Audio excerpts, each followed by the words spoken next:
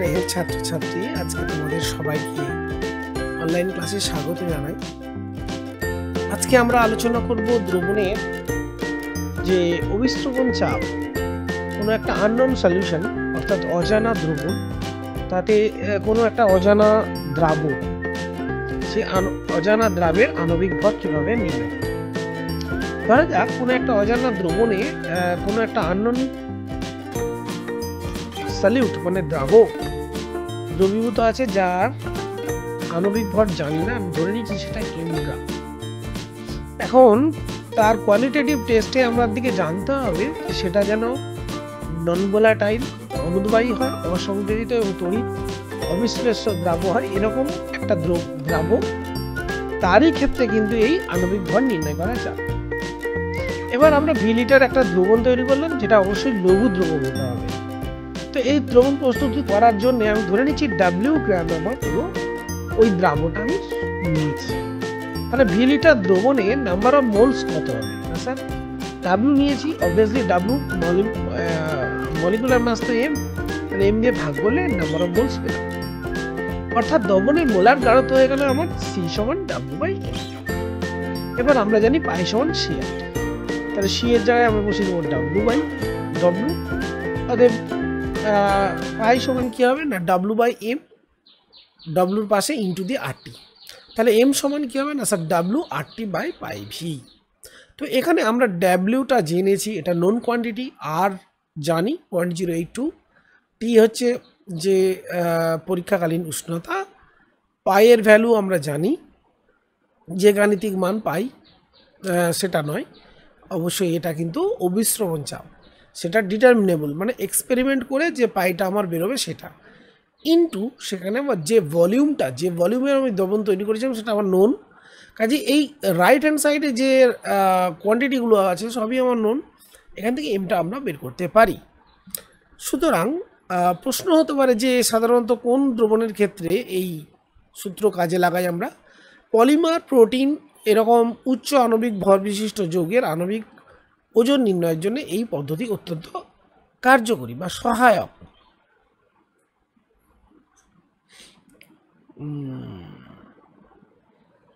Next দেখো vent of সূত্রের প্রযোজ্যতা। Next আমরা আলোচনা করব ভ্যান্ট অফ সূত্রের প্রযোজ্যতা। ভ্যান্ট অফের সূত্র কেবল যেটা রাউল্টের সূত্রের মতোই অসংযোজিত, অনুদ্বায়ী এবং তড়িৎ অবিশ্লেষ্য দ্রাবের জন্য প্রযোজ্য। দ্রাব যদি দ্রবণের সংযোজিত অবস্থায় থাকে অথবা বিয়োজিত হয়, এই সংযোজিত বিয়োজিত ব্যাপারটা বলি। ধরে নাও এ একটা অণু যদি আর একটা এর সঙ্গে যুক্ত হয়ে একটা ডাইমার তৈরি করে, তাহলে আমরা বলি A2, এই অণুটা এই অণুটার সঙ্গে যুক্ত হয়েছে, তাহলে এক্ষেত্রে এটাকে বলে সংযোজিত।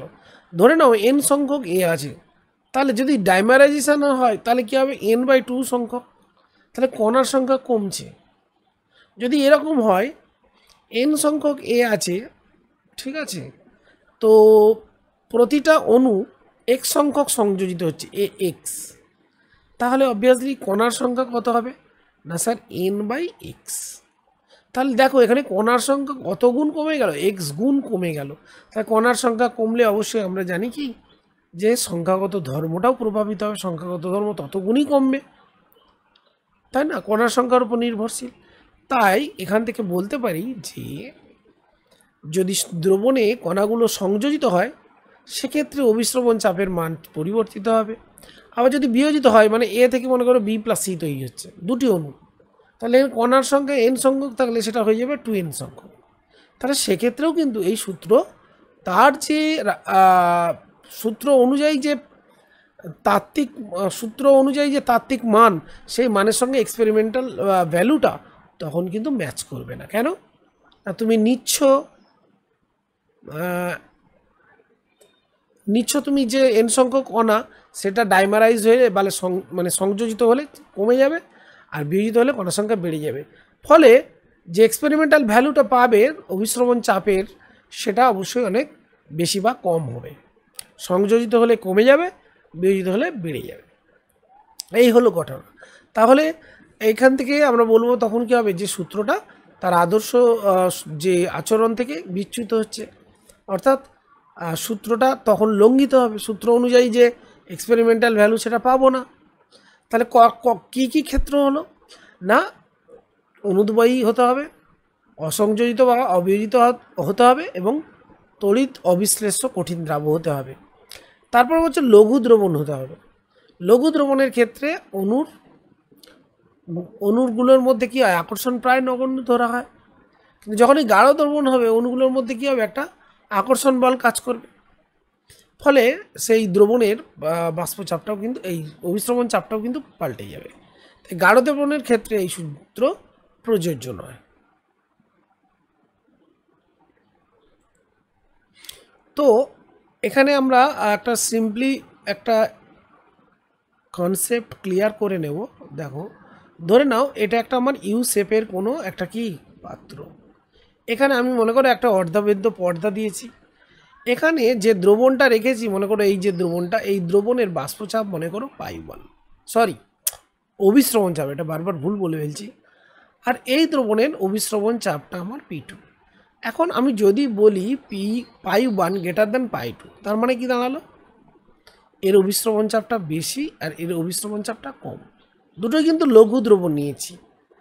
তাহলে প্রশ্ন হলো যে দ্রবণের পাইটা বেশি, অভিস্রবণ চাপ বেশি, তার মানে এটা কি গাঢ় দ্রবণ, তার মানে এটা গাঢ় দ্রবণ, এটা গাঢ় দ্রবণ, কি মনে থাকবে, এটা গাঢ় দ্রবণ, আর এটা নিম্ন গাঢ়ত্বের দ্রবণ, তার মানে এটা বেশি গাঢ় দ্রবণ আর এটা লঘু দ্রবণ, এটাকে আমরা সিম্পলি বলবো লঘু দ্রবণ। তাহলে স্বাভাবিকভাবেই লঘু দ্রবণের থেকে কি হবে, দ্রাবক অণু গাঢ় দ্রবণের দিকে আসবে, যেহেতু কিসের তফাৎ আছে, কেমিক্যাল পোটেনশিয়ালের তফাৎ আছে। আমরা জানি গাঢ় দ্রবণে কেমিক্যাল পোটেনশিয়াল লো হয় আর এর কেমিক্যাল পোটেনশিয়াল হাই হয়। অথবা উল্টোটা বলতে পারো যে লঘু দ্রবণের ওপরে বাষ্পচাপ বেশি, বাষ্পচাপ কম, তাহলে বেশি বাষ্পচাপ কি করবে, কম বাষ্পচাপযুক্ত অঞ্চলে তার বাষ্পচাপ বাড়ানোর জন্য কী হবে, দ্রাবক এদিক চলাচল করবে, দাঁড়ালো কি ম্যাটারটা। তাহলে যার যেটা গাঢ় দ্রবণ তার অভিস্রবণ চাপটা বেশি, তাহলে আমরা কি দেখলাম, অভিস্রবণ চাপ বেশি যার সেই দিকে দ্রাবকের প্রবাহ ঘটবে। অর্থাৎ সিম্পলি এখান থেকে একটা বলতে পারি যে দুটো ভিন্ন অভিস্রবণ চাপের যদি দ্রবণ হয় তাহলে সেক্ষেত্রে দ্রাবকের চলাচল কোন দিক থেকে কোন দিক করবে না, নিম্ন অভিস্রবণ চাপযুক্ত দ্রবণ থেকে উচ্চ অভিস্রবণ চাপযুক্ত দ্রবণে। ধরে নাও এটা একটা আলুর কাটা অংশ, এই জায়গাটাকে আমি গর্ত করলাম, এই গর্তেতে আমি কি করলাম, একটুখানি নুনের দ্রবণ দিলাম, নুনের দ্রবণ, কিসের দিলাম, নুনের দ্রবণ। এখন এই নুনের দ্রবণের আমরা জানি কী হবে, অভিস্রবণ চাপটা কী হবে, অবভিয়াসলি বেশি হবে, π1, আর ভেতরে যে সেলগুলো আছে সেই সেলে সাইটোপ্লাজমে নুনের গাঢ়ত্ব কম, তাহলে তার আমি অভিস্রবণ চাপটা দিচ্ছি π2। তাহলে এই যে দ্রবণটা, এই দ্রবণে কি হচ্ছে, π1 বেশি, তাহলে অবভিয়াসলি π2 মানে সেল থেকে কি দ্রাবকগুলো কী হবে, এই দ্রবণের দিকে চলাচল করবে, মানে চলে যাবে, তাহলে কী হবে, এই জায়গাতে জলের পরিমাণটা ধীরে ধীরে কী হবে, বাড়তে থাকবে। তার মানে এই যে সাইটোপ্লাজমের মধ্যে যে সেল, যে ওয়াটারগুলো ছিল, যে কন্টেন্ট ওয়াটার ছিল, যে গাঢ়ত্বের দ্রবণ ছিল, সেই দ্রবণটার অভিস্রবণ চাপ কম, এইটাকে বলা হচ্ছে হাইপোটোনিক দ্রবণ। কি বলবো, হাইপোটোনিক।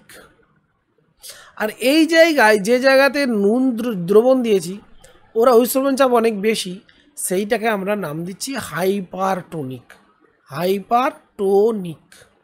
তাহলে কি দাঁড়ালো, এখানে নোটে সব লেখা আছে, তাহলে কি দাঁড়ালো না স্যার, হাইপোটোনিক দ্রবণ থেকে বিশুদ্ধ দ্রাবক সবসময় যাবে হাইপারটোনিকের দিকে, অর্থাৎ নিম্ন অভিস্রবণ চাপযুক্ত অঞ্চল থেকে দ্রাবক সবসময় উচ্চ অভিস্রবণ চাপযুক্ত অঞ্চলের দিকে প্রবাহিত হবে, এইটা আমরা মনে রাখব। এখন যদি ধরে নেওয়া হয় যে দুটি দ্রবণ তাদের অভিস্রবণ চাপ সমান, তাহলে কি কোনো দ্রাবকের অণু চলাচল ঘটবেন, তার উত্তর না। সেরকম দ্রবণকে আমরা বলবো আইসোটোনিক।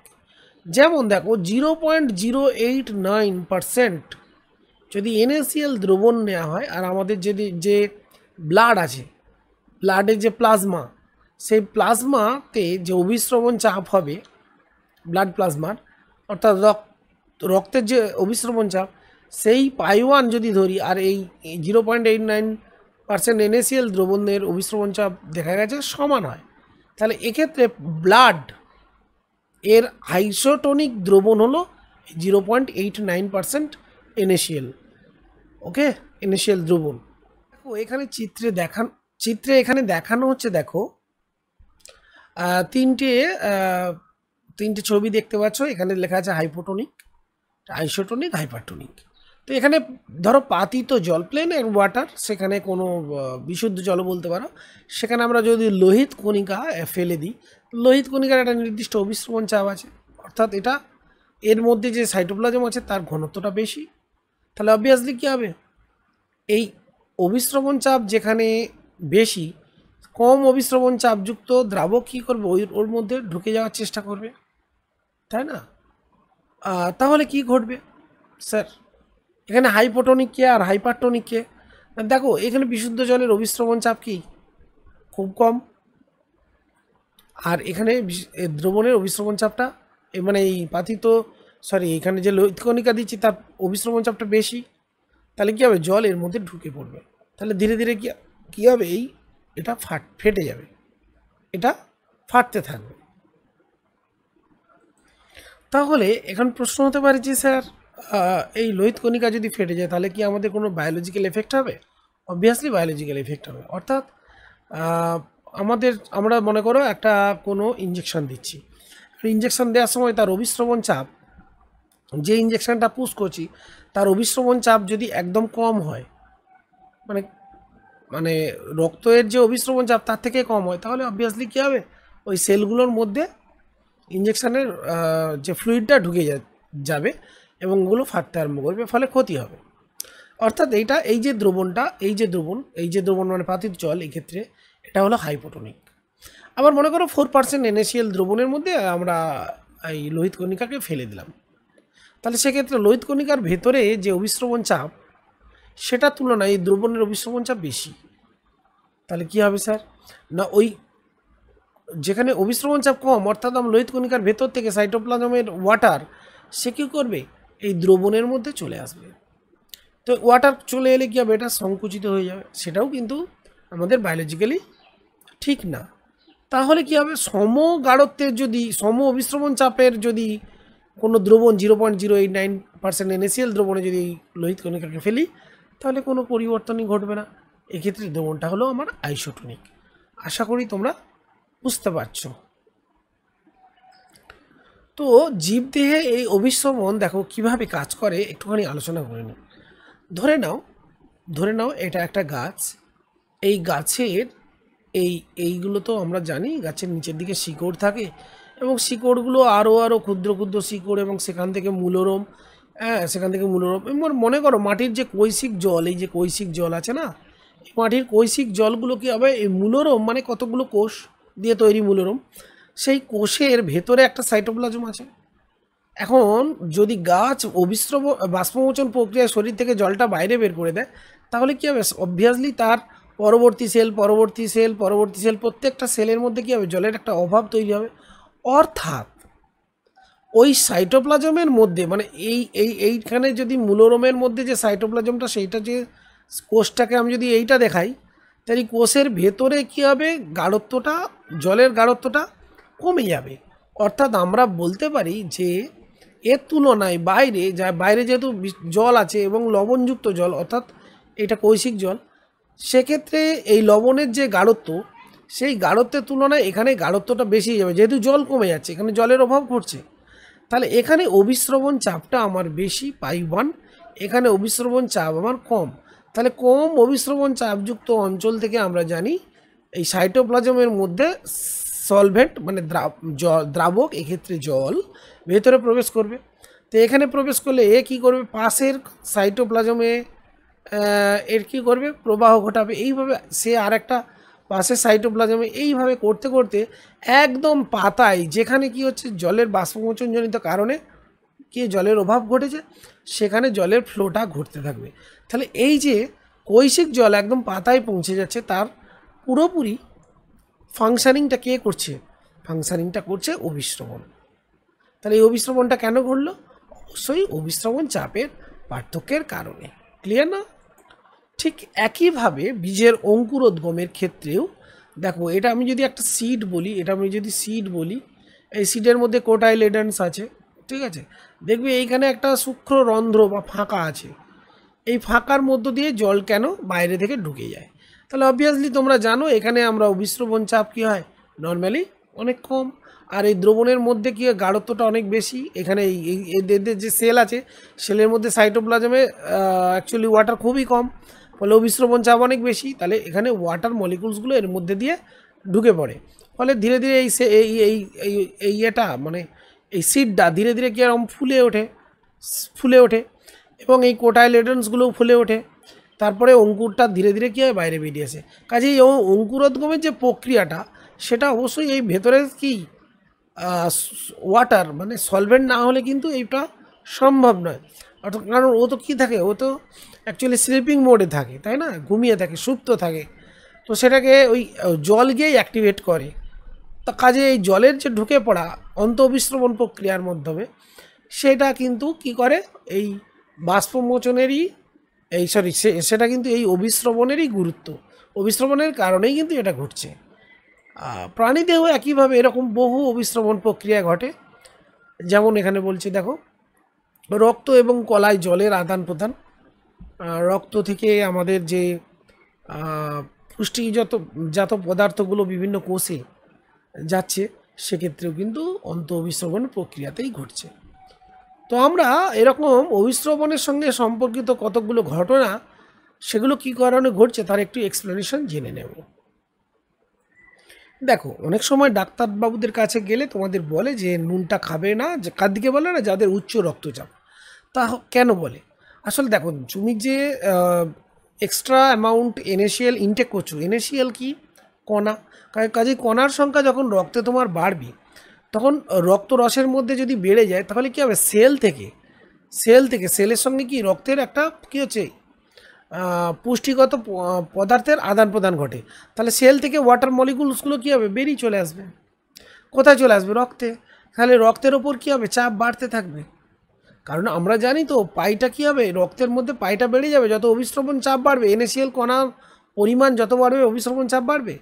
আর এই অভিস্রবণ চাপ বাড়ার কারণে কী হবে, সাইটোপ্লাজম থেকে মানে কোষ থেকে, শরীরের থেকে জল বেরিয়ে চলে আসবে কোথায়, রক্তে। কাজেই রক্তে কী হবে, একটা উচ্চ চাপ সৃষ্টি হবে, মানে যাদের ব্লাড প্রেশার বেশি তাদের আরও বাড়বে। কাজেই সেক্ষেত্রে NaCl না ইনটেক করাটাই বুদ্ধিমানের কাজ হবে, এটাই বলা হয়। তাহলে এটা অভিস্রবণজনিত কারণেই ঘটছে, তাই না? নেক্সট, শিরাতে ইঞ্জেকশন দেওয়ার সময় যে দ্রবণটি প্রবেশ করা হয়, সেটা বলা হচ্ছে কি, অবশ্যই আমাদের আলোচনা করেছিল আইসোটনিক হওয়া উচিত। যে আইসোটনিক না হয় তাহলে কী হবে, আইসোটনিক না হলে বলে যে হিমোলিসিস ঘটে যেতে পারে। ধরা যাক দ্রবণের গাঢ়ত্ব কম, লোহিত কণিকায় কোষীয় তরলের সাপেক্ষে দ্রবণটি হাইপোটনিক, যে ইঞ্জেকশনটা আমি দিচ্ছি সেই ইঞ্জেকশনটা হাইপোটনিক, ফলে দ্রবণ থেকে জল অভিস্রবণের মাধ্যমে কী হবে, লোহিত কণিকার মধ্যে ঢুকবে, আর লোহিত কণিকা বড় হতে থাকবে এবং একসময় ফেটে যাবে, যেটা আমরা আলোচনা করলাম। হাইপোটনিক দ্রবণের ক্ষেত্রে কী হয়, হিমোলিসিস স্নেহের ছাত্রছাত্রীরা, যদি হাইপারটনিক হয় তাহলে লোহিত কণিকা শ্রিঙ্ক হবে, সেখান থেকে জল বেরিয়ে আসবে, সেটাও খারাপ। কাজে দ্রবণটিকে হতে হবে আইসোটনিক। কিছু গলার সমস্যার সময় নুন জলের গার্গেল, ভেরি ইম্পর্টেন্ট একটা। আসলে আমাদের গলায় কোনো কোনো সময় কী হয়, ব্যাকটেরিয়াল ইনফেকশন হয়, আর ব্যাকটেরিয়াল ইনফেকশন হলে এই যে এটা যদি গলার অংশ হয়, এখানে যে সেলগুলো আছে সেই সেলগুলো কী করে, ব্যাকটেরিয়াল ইনফেকশনের কারণে এর ভেতরে অনেক বেশি ওয়াটার মলিকুল অ্যাবজর্ব হয়ে যায়। কী হয়, ওয়াটার মলিকুলসটা বেশি হয়, ফলে এরা কী হয়, অনেকটা সোয়েলড আপ হয়। ওয়াটার মলিকুলস ভেতরে ঢুকলে কী হবে, মানে এইটা ধরো আমার কি ছিল, এটা আমার গলার অংশ, এখানে একটা সেল ছিল, যখনই এ বাইরে থেকে ওয়াটার অ্যাবজর্ব করবে, কারণ ডিউ টু এখানে ব্যাকটেরিয়াল ইনফেকশন, এ বড় হয়ে যাবে আকারে, কারণ এর মধ্যে ওয়াটার অনেক বেশি অ্যাবজর্পশান ঘটে যাবে। তো বাইরে থেকে আমি যদি গার্গেল করি, এখানে নুন জল যদি এখানে প্রবেশ করা হয়, গলায় গার্গেল করা হয়, তাহলে কী হবে, নুন জলের অধিক গাঢ়ত্ব অর্থাৎ অভিস্রবণ চাপ অনেক বেশি π1, আর এখানে বাষ্পচাপ এই অভিস্রবণ চাপ কম। এটা বারবার এটা ভুল বলে ফেলছি, এক্সট্রিমলি সরি ফর দ্যাট। এখানে অভিস্রবণ চাপ কি বেশি, এখানে অভিস্রবণ চাপ কম, তাহলে এই সোয়েলড পার্ট থেকে ওয়াটার মলিকুলসগুলো কী হবে, এই নুন জলে বেরিয়ে আসবে, ফলে এই সোয়েলড পার্ট শ্রিঙ্ক হয়ে যাবে, অর্থাৎ সেলগুলোর যে ফোলা ভাবটা কমে যাবে। এর ফলে ব্যাকটেরিয়াগুলোর মানে এই সেলের মধ্যে ওয়াটার কমে গেলে ব্যাকটেরিয়াগুলোর যে থাকার পরিমণ্ডল সেটা বিঘ্নিত হবে, ফলে ব্যাকটেরিয়াগুলো মারা পড়বে এবং এর ফলে তোমার গলার থেকে যে ব্যথাটাও কমবে শ্রিঙ্ক হয়ে যাওয়ার কারণে। এটা ফোলার জন্য এখানে জলে ধাক্কা খায় বা ব্যথা লাগে। জল এখানে ঘেটার সময় বা খাবার ঘেটার সময় এখানে সোয়েলড আপ হওয়ার কারণেই ব্যথাটা বেশি হয়। কাজে এই ব্যাকটেরিয়াল ইনফেকশনটাকে নষ্ট করার জন্য নুন দেওয়া হচ্ছে। একই কারণে তোমার মাছ মাংস সংরক্ষণ করা, গলার ইনফেকশন যেমন বললাম মাছ মাংস সংরক্ষণ করা, সেখানেও একই ব্যাপার। মাছের বা মাংসের এই যে সেলের মধ্যে কি আছে, অনেক ওয়াটার মলিকুলসগুলো থাকে, তাহলে এখানে ব্যাকটেরিয়াগুলো কী করবে, এর মধ্যে ঢুকে পড়বে এবং তারা তাদের যাবতীয় ক্রিয়াকলাপগুলো করতে থাকবে। কিন্তু আমি যদি বাইরে থেকে এখানে নুন ছিটিয়ে দিই তাহলে কী হবে, এই জলটা বেরিয়ে আসবে, তাহলে জলের পরিমাণ কমে গেলে ব্যাকটেরিয়াল ইনফেকশনটাও কমে যাবে। এই হলো গল্পটা। এখন বিপরীত অভিস্রবণ প্রক্রিয়াটা কি, বিষয়টা একটু আমরা জেনে নেব। দেখো খুব সিম্পল, দেখো যে অভিস্রবণ প্রক্রিয়াটাতে নর্মালি কী হয় না স্যার, আমরা জানি যে বিশুদ্ধ দ্রাবক থেকে দ্রবণের দিকে অথবা নিম্ন ঘনত্বের দ্রবণ থেকে দ্রাবক বিশুদ্ধ ঘনত্বের মানে বেশি ঘনত্বের দ্রবণের দিকে কি হচ্ছে, পরিবাহিত হচ্ছে। আর বিপরীত অভিস্রবণ ব্যাপারটা হলো উল্টো, বেশি গাঢ়ত্বের দ্রবণ থেকে কম গাঢ়ত্বের দ্রবণের দিকে দ্রাবকের চলাচল ঘটবে। কি কারণে ঘটবে দেখো, আমরা এটা আলোচনা করব। তোমরা দেখো এখানে যে অভিস্রবণের তোমাদের চিত্র করে একটা বলেছিলাম, দেখো এদিকে বিশুদ্ধ দ্রাবক নিয়েছি মনে কর, বা নিম্ন গাঢ়ত্বের দ্রবণ নিয়েছি, এদিকে অধিক গাঢ়ত্বের দ্রবণ নিয়েছি। তো এখানে একটা পিস্টন আছে না, যেটা ওঠানামা করতে পারে, অর্থাৎ আমার যে অভিস্রবণটা ঘটবে অর্থাৎ দ্রাবক এদিকে আসবে, সেটা বন্ধ করার জন্য কি করবে, পিস্টনের ওপর একটা চাপ দিতে পারি, সেটাই তো অভিস্রবণ চাপ। এখন এই অভিস্রবণ চাপটা যদি এই দ্রাবকে চলাচলের জন্য যে চাপ, সেই চাপের থেকে বেশি হয়, অর্থাৎ এদিকের যদি চাপটা আমি বেশি দিই তাহলে উল্টো ঘটনা ঘটবে। দ্রবণ থেকে এবার কি বললাম, দ্রবণ থেকে এবার কি যে অণুগুলো আগে এদিকে আসতো, অর্থাৎ আগে কি করতো, বিশুদ্ধ দ্রাবক থেকে বা দ্রবণ নিম্ন ঘনত্বের দ্রবণ থেকে দ্রাবক এদিকে আসতো, এখন উল্টোটা, এদিকে যদি আমি চাপ, অভিস্রবণ চাপ তো এদিকে, তাহলে তার বিপরীতে যদি চাপ প্রয়োগ করি, এদিকে পিস্টনের চাপটা এদিকে যদি বাড়াই, অর্থাৎ উচ্চ গাঢ়ত্বের দ্রবণে যদি আমি চাপ বাড়াই বাইরে থেকে, তাহলে কী হবে, দ্রাবক অণু আবার উল্টো দিকে অর্থাৎ বিশুদ্ধ দ্রাবকের দিকে বা নিম্ন গাঢ়ত্বের দিকে চলাচল করবে। এই ঘটনাটাকেই বলা হচ্ছে বিপরীত অভিস্রবণ। ওকে, তো দেখো এখানে সংজ্ঞা দেওয়া আছে,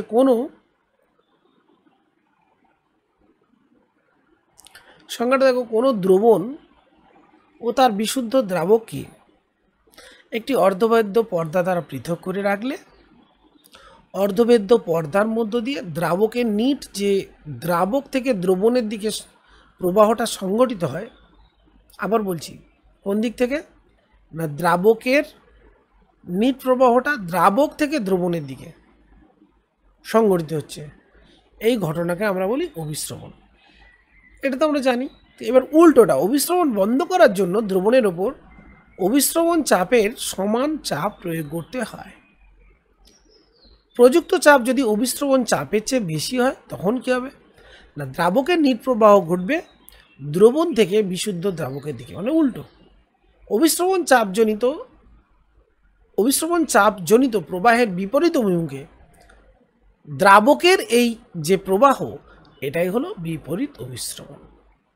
তাহলে সংজ্ঞাটা কি বলবো, সংজ্ঞা হচ্ছে কোনো দ্রবণ থেকে দ্রাবক, কোনো দ্রবণে তার দ্রাবক থেকে অর্ধবেদ্য পর্দার মাধ্যমে পৃথক করে, একই ঘটনা খালি উল্টো, দ্রবণের ওপর অভিস্রবণ চাপের অধিক চাপ প্রয়োগ করে দ্রাবকের নিট প্রবাহ অভিস্রবণের বিপরীতে, অর্থাৎ নিট প্রবাহ দ্রবণ থেকে দ্রাবকের দিকে, বিশুদ্ধ দ্রাবকের দিকে, অথবা উচ্চ ঘনত্বের দ্রবণ থেকে নিম্ন ঘনত্বের দিকে সংগঠিত করা হয়। এই ঘটনাকে বলা হয় বিপরীত অভিস্রবণ। এই বিপরীত অভিস্রবণকে কাজে লাগিয়ে আমরা কি করতে পারি, মনে করে একটা বড় এলাকায় সমুদ্রের লবণাক্ত জল সংগ্রহ করলাম, আর তার পাশে কি রাখলাম, তার পাশে আমরা পানীয় জল তৈরি করতে পারবো।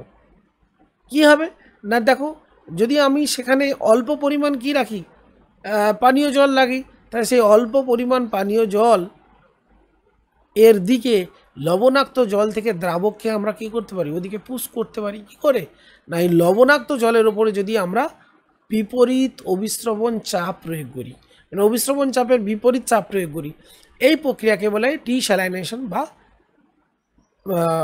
বিপরীত অভিস্রবণ প্রক্রিয়া। তো এইভাবে আমরা কি করতে পারি, সমুদ্রের জল থেকে কি করতে পারি, একটা বিশুদ্ধ পানীয় জল প্রস্তুত করতে পারি। ওকে, তো আজকে সবাইকে আমি, যেহেতু ক্লাসটা করছো তোমরা, ভালো লাগছে, অনেকে কমেন্ট করছো, এবং তোমাদের কোনো প্রশ্ন থাকলে অবশ্যই আমাকে অবশ্যই কমেন্টে লেখো, আমি তার উত্তর দেব। আর কোনো যদি পরামর্শ থাকে সেটাও প্লিজ জানাবে। সবাইকে আন্তরিক অভিনন্দন জানিয়ে আজকের ক্লাস এখানে শেষ করছি।